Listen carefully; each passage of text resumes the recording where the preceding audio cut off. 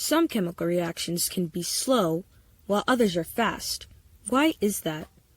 First of all, fast and slow are inexact terms, and we want to sound smart, so let's get specific.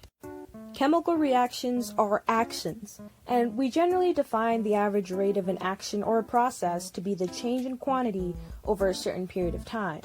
This is good for finding the rate at which reactants produce products, but chemists are usually more concerned with the changes in molar concentration. So we use reaction rates, which measure the change in the concentration of moles within a reactant or product per unit time.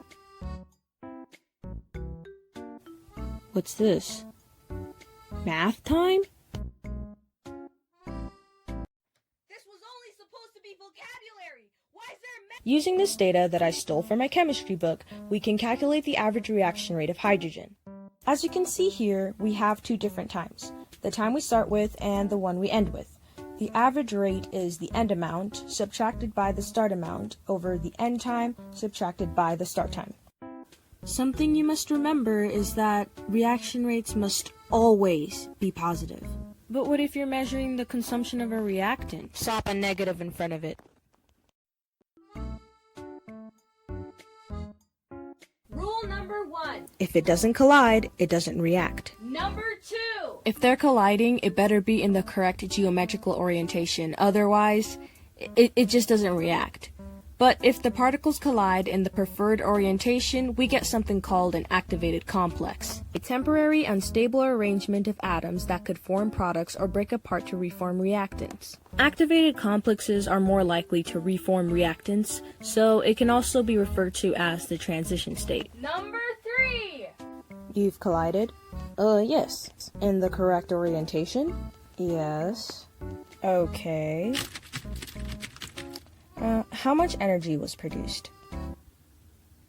This isn't enough to overcome the activation energy. What? Come on. I'd like to talk to you. I'm sorry, it's not. You know the rules. You'll just have to try again.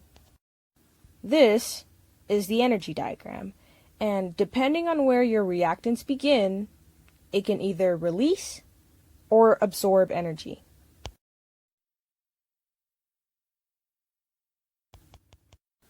Is your reaction rate too slow? Are you tired of hearing that the other reactants are just built different?